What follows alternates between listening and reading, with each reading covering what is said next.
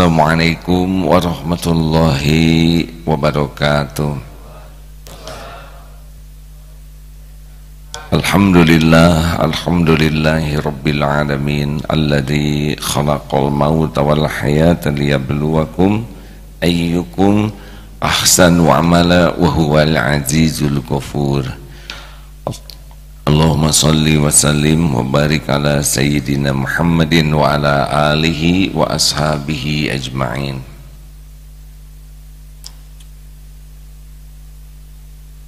Kita pasti mati dan yang dibekal hanyalah amal soleh. Dunia berikut isinya bisa jadi amal, bisa tidak jadi amal.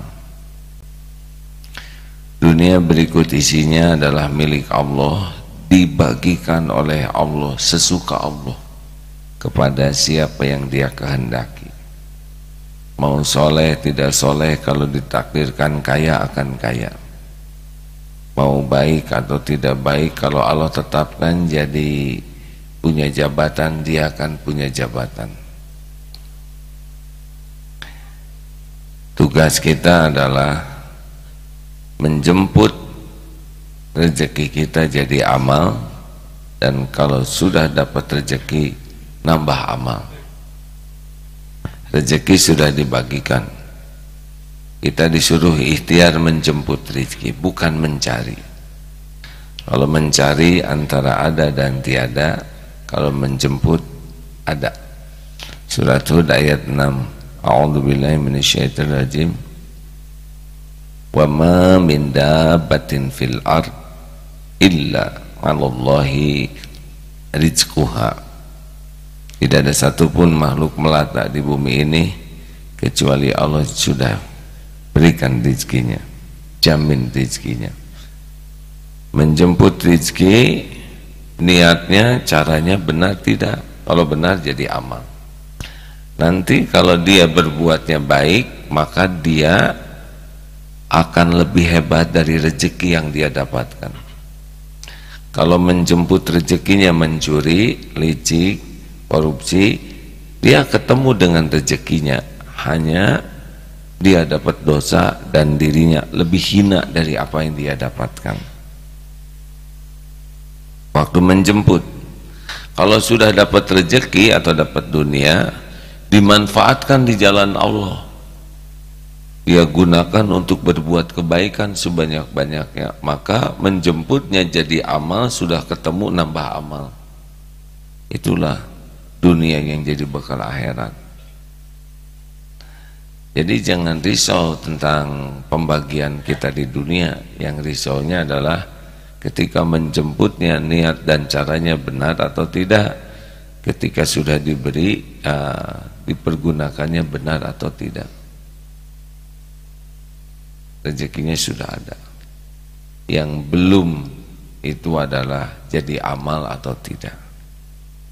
Syarat jadi amal ada berapa? Hadirin, ini kelihatan wajah bakal meninggal nih, pasti. Ibu-ibu mau panjang umur? Jawab, kalau mau, kalau tidak, tidak. Mau panjang umur? Berapa maunya? 200? 100?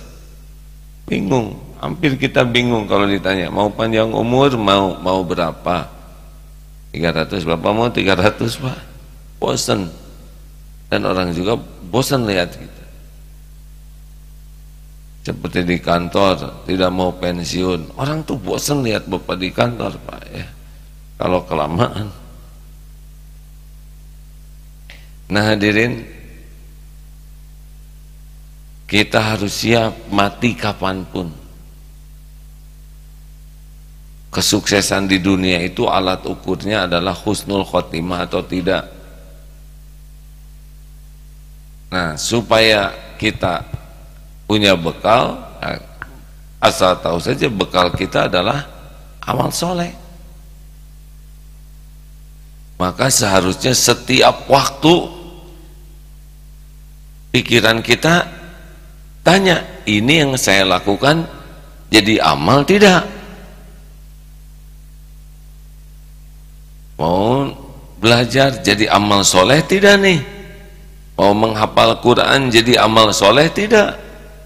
Saum jadi amal tidak? Apa memang ada saum yang tidak jadi amal? Ada saum yang tidak benar niatnya walaupun caranya benar. Apakah sholat amal soleh? Apakah sholat amal soleh? Tergantung. Kalau niatnya riya, tidak jadi amal soleh. Karena amal itu ada dua, ada amal yang sah, ada amal yang diterima. Haji juga ada yang hajinya sah karena benar rukun wajibnya, tapi tidak diterima oleh Allah karena niatnya tidak benar. Amalnya barusan sholat, wudu dulu tidak, ruku, sujud, semuanya dipenuhi, betul? Nah, tapi belum tentu diterima, tergantung niatnya.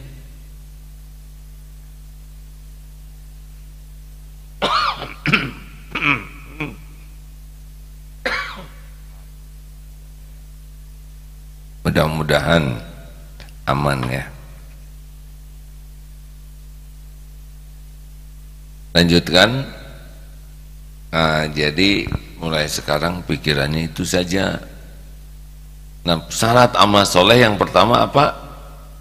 Niat ikhlas. Nah, dunia medsos sekarang ini bisa merusak niat kita. Salah satu yang merusak, berpotensi merusak amal kita adalah rasa senangnya amal kita diketahui orang lain. Jadi ada senang kita tuh kalau orang lain tahu amal kita. Yakfi, cukup. Ini penting hadirin. Dan senangnya memperlihatkan amal itu biasanya diawali dengan senangnya memperlihatkan dunia. Kita punya barang, senang diketahui orang, orang muji, bahagia hati ini. Cukup Pak? Alhamdulillah. Kita punya sesuatu, senang diketahui orang. Yang dari dunia-dunia saja, kalau sudah biasa dipamerkan, lalu orang suka, orang memuji, itu enak di sini. Dan nagih. Nanti bahayanya tuh dibawa kepada senangnya memamerkan amal. Ini hancur berarti. Makanya orang yang sudah terbiasa senang sekali dipuji orang dalam urusan dunia, ngobrol juga akan beda, ngobrol juga akan dikemas, nanti ditambah-tambah, dibuat, diada-adakan, didramatisir. Kenapa? Supaya dipuji oleh orang yang diajak ngobrol. Ingin dianggap pintar, ingin dianggap pengetahuannya luas, ingin dianggap bahasanya fasih, ingin, pokoknya dalam ngobrol itu bukan ingin menyampaikan kebenaran, tapi lagi cari kedudukan di hati orang. Nanti ngobrol apapun, lihat saja, dia akan jadi paling hebat. Kalau ngobrol virus corona, dia jelas sekali seakan-akan dia virusnya, ya. Karena tujuan ngobrolnya juga bukan untuk menceritakan kebenaran, tapi untuk diakui orang. Nih saya ini pengetahuannya luas, nih saya pengalamannya banyak, nih saya sudah ke luar negeri, nih saya, pokoknya apa saja dikemas supaya dipuji orang. Is kucing, ini kucing bulunya panjang, lucu ya, seperti singa. Saya udah ke Singapura 2 kali, gitu, tidak nyambung. Dari kucing lewat jadi pengumuman. Kadang ingin saja semua. Nah, ini gejala awal kita akan berpenyakit ria tuh biasanya dari urusan yang kecil-kecil, remeh-temeh, senang dipamer-pamer, senang orang lain tahu. Padahal orang lain tahu, tidak ada nilai apa-apa. tidak jadi apa-apa. Hanya kita saja puas kalau kita tuh dianggap lebih dari kenyataan. Hati-hati hadirin, ini kebiasaan senang memamerkan sesuatu itu awal daripada kita berpenyakit riya. Nah, medsos itu adalah salah satu potensi membuat kita senang pamer. Apa aja dipamerkan? Punya sepatu baru, jeng, ngebagi sepatu, enggak. Dan yang lebih mengerikan sebetulnya sepatu itu pinjem atau belum lunas, tapi pamernya duluan lunas dan tidak diberitahu bahwa ini belum lunas. Hati-hati ini hadirin. Ada yang lebih ini lagi ya, dijemput, ada yang pamer mobil bagus gini-gini, ada mobil bagus diparkir terus dia nyender red begitu. Apa maksudnya? Kan mungkin memperlihatkan ini model boleh tidak dilarang, ini tidak boleh kita suudon, wih dia dipotret nggak apa-apa. Tapi kalau kita ya melakukannya, apa maksudnya mobil orang dipotret dan kita nyender dan yang punyanya ada di dalam ya. Sambil geleng-geleng kepala, hanya kacanya hitam nggak kelihatan.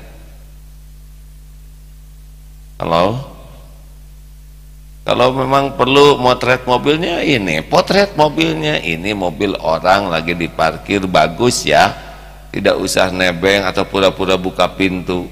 Padahal sesudah itu oleh yang punyanya pakai disinfektan karena takut ketularan. Ini serius hadirin. Biasanya kita apa aja dipamerkan. Tanya, ini teh jadi amal tidak? Pamer ini tuh jadi amal tidak? Di sini sedang musim sepeda ya. Biasanya yang jarang dipotret tuh sepeda yang jelek, yang belinya second.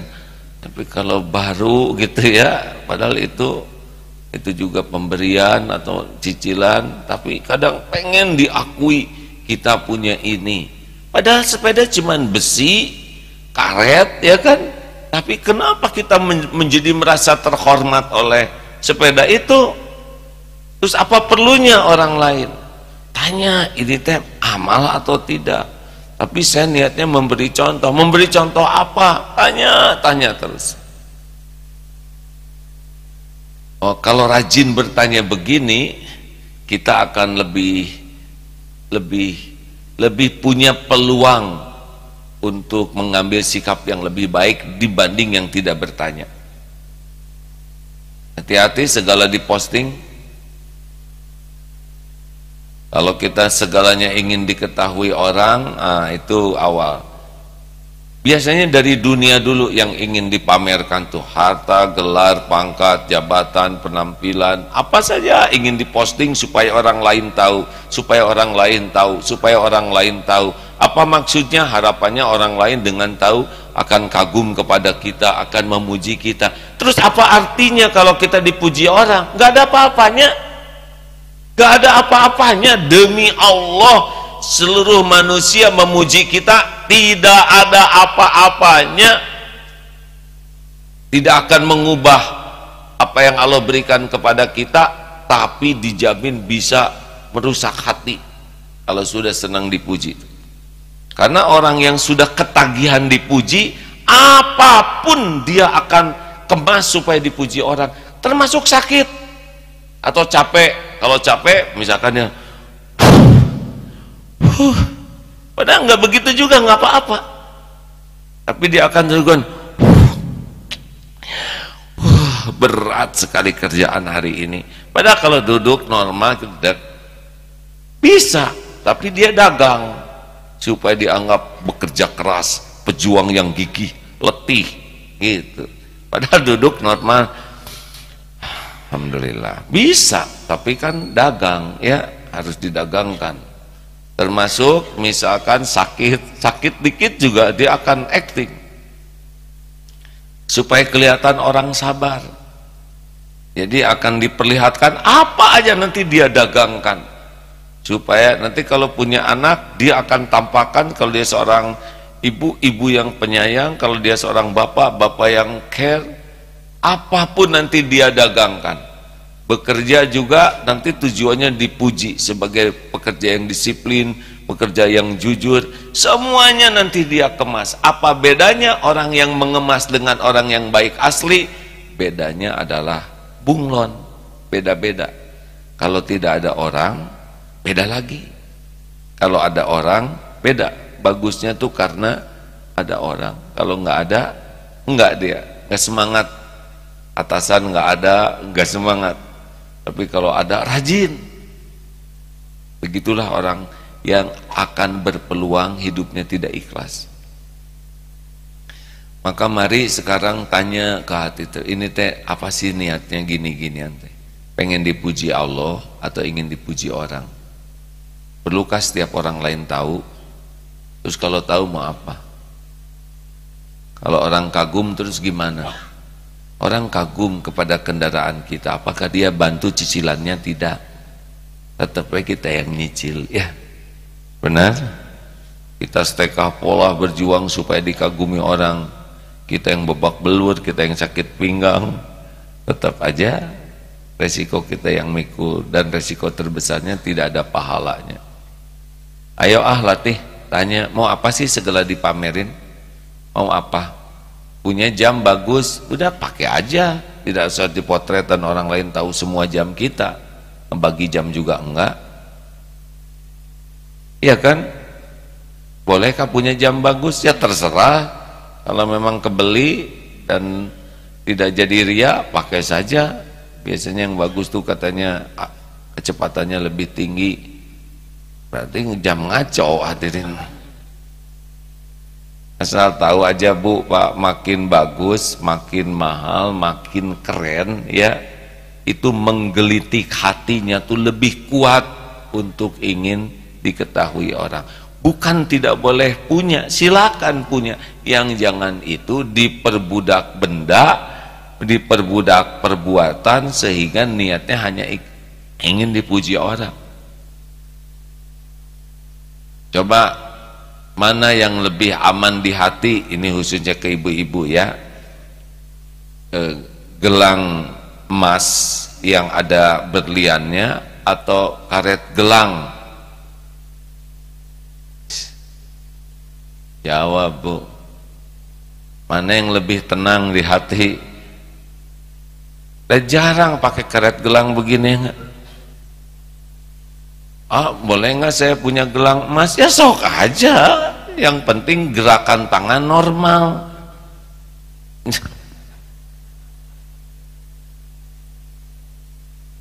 Boleh tidak punya sepatu bagus? Ya sok aja. Yang penting khusyuk sholat. Jangan sampai gara-gara sepatu bagus sholatnya dekat rak sepatu.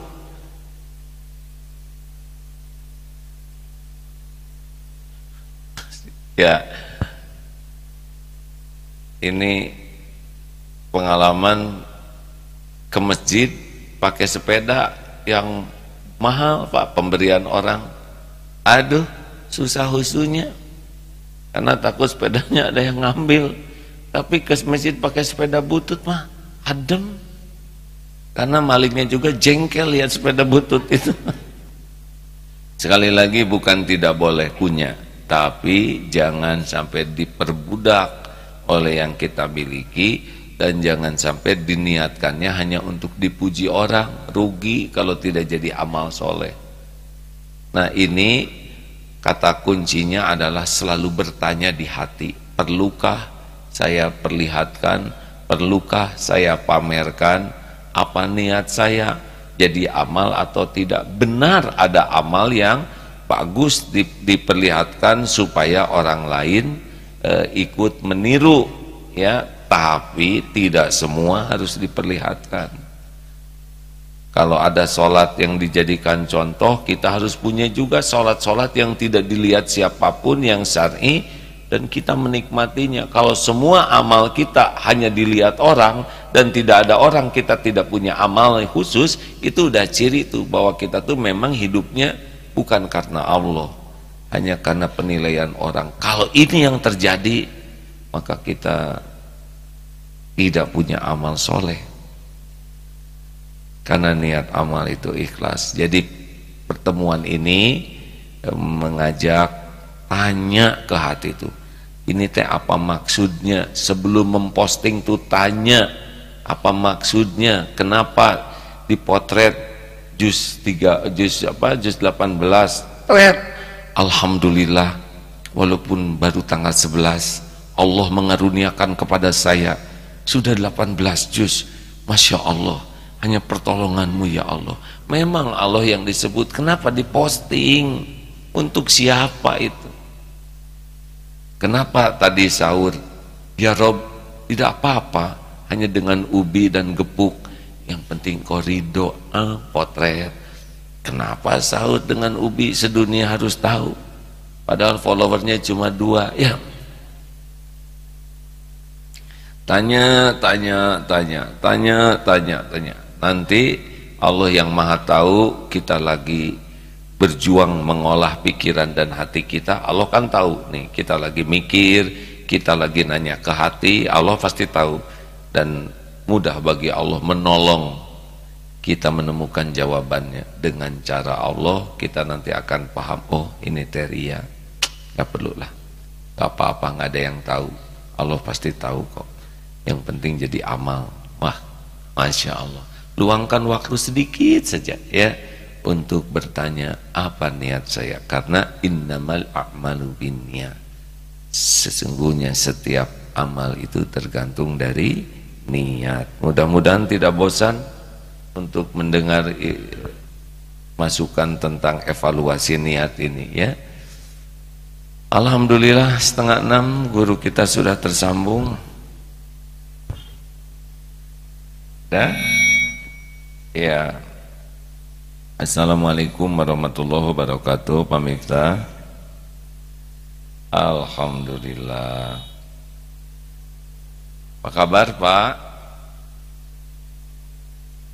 Baik, alhamdulillah, senang. Bagaimana di mana sekarang, Pak Miftah? Posisi, lokasi? Oh, aman-aman Pak di daerah sana, Pak? Tidak ada itu virus itu? Amin ya rabbal alamin. Ya, virus itu bergerak dengan izin Allah, menyebar dengan izin Allah, dan yang bisa menghentikan penyebaran juga Allah subhanahu wa ta'ala. Silakan Pak Miftah, semoga senantiasa diberikan kesehatan lahir, batin, dan istiqomah. Amin ya rabbal alamin. Hadirin, kita simak uraian guru kita ya. Silakan Pak.